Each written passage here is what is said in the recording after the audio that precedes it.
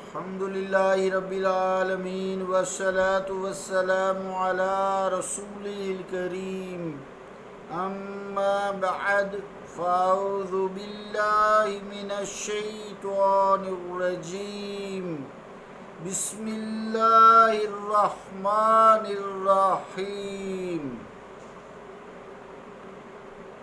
من عرف نفسه فقد عرف ربه صدق اللہ العظیم و صدق رسولہ الکریم۔ عزیزان گرامی قدر، حدیث پاک جو بیان کی ہے ابھی عربی میں، اس کا ترجمہ یوں ہے: من عرف نفسہ، جس نے اپنے نفس کو پہچان لیا، فقد عرف ربہ، پس یقیناً اس نے اپنے پالنہار کو پہچان لیا۔ اللہ اور اس کے رسول کا قول سچا ہے۔ نفس سے مراد یہاں روح ہے، اور ہم روح کی تشریح حضرت مولانا سید عبداللطیف المعروف سید شاہ محی الدین قادری ویلوری رحمۃ اللہ علیہ کی تصنیف لطیف جواہر السلوک سے حضرت نصیر الدین شاہ صاحب کے حوالے سے کر رہے ہیں۔ پہلی تشریح ہم نے سمجھی کہ روح مدبر ہے اور محرک ہے، ایسے ہی اللہ تعالیٰ اس کائنات کا مدبر بھی ہے اور محرک بھی ہے۔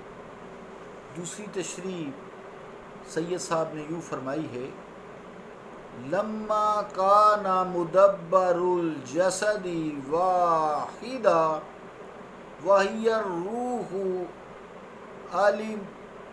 علمنا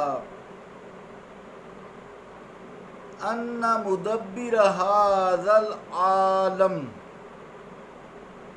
واحد لا شریک لہ فی ملکہ۔ ترجمہ کیا ہے روح کے متعلق اس عربی عبارت کا؟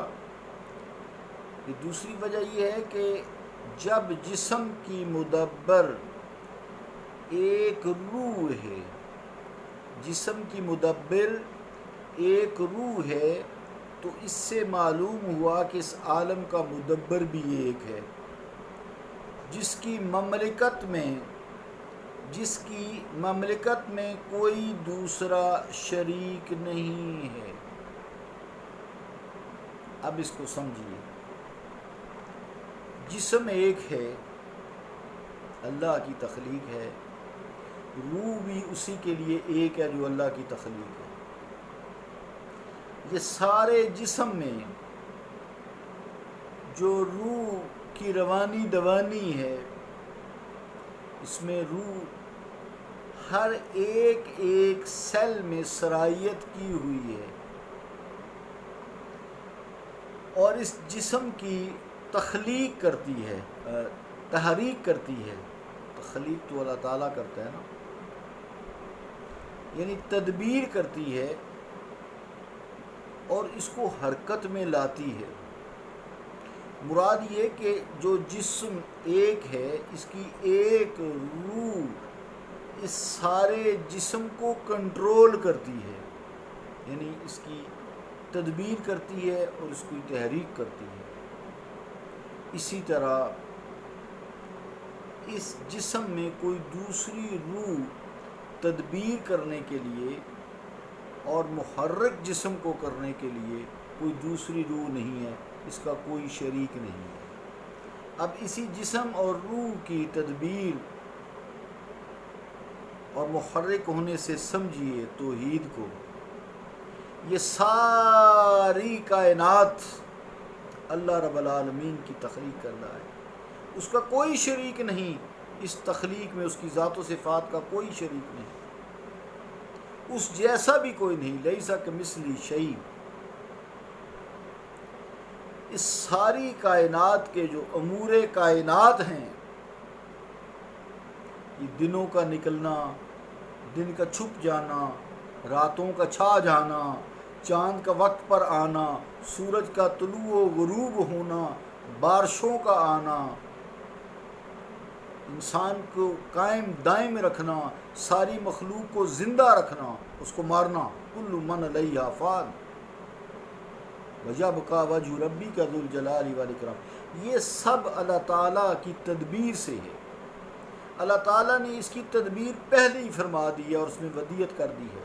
جیسے انسان کی زندگی ماں کے شکم میں 120ویں دن لکھ دی جاتی ہے، 4 چیزیں ماں کے شکم میں 120ویں دن حمل کے دوران لکھ دی جاتی ہیں، اس کی موت، اس کا رزق، اس کا عمل، نیک کام کرے گا کہ برے کام کرے گا، چاروں چیزیں قطب کر دی جاتی ہیں۔ فرشتہ بھی ایک ہی ہے، یہ ساری ماں کے شکموں میں نازل ہو کر یہ سارے 4 کام قطب کر دیتا ہے۔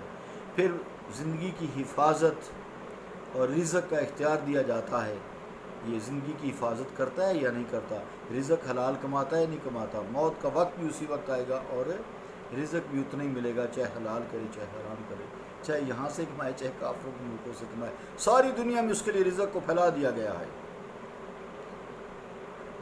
اللہ تعالیٰ اسی طرح اس ساری کائنات میں واحد ہے، اس کا کوئی شریک نہیں، اس کی ذات و صفات میں کوئی شریک نہیں، لا شریک لہ فی ملکہ، اس کائنات میں، اس کی کائنات ہے، اس کو کوئی شریک نہیں۔ ایسے ہی جیسے جسم میں روح کا کوئی شریک نہیں، یہ روح کی آج تک جو تشریح ہے دوسری لیول سے، دوسرے اینگل سے، تو وہ اس کے سے کائنات میں جو اللہ تعالیٰ مدبر مخرق ہے، اس دین توحید کو سمجھایا گیا ہے۔ اللہ تعالیٰ ہمیں سمجھ کی توفیق عطا فرمائے اور اپنی ذات و صفات کا عرفان عطا فرمائے۔ صلی اللہ تعالیٰ علی رسول خیر خلقہ محمد وعلی آلہ واصحابہ اجمعین برحمتک یا ارحم الراحمین۔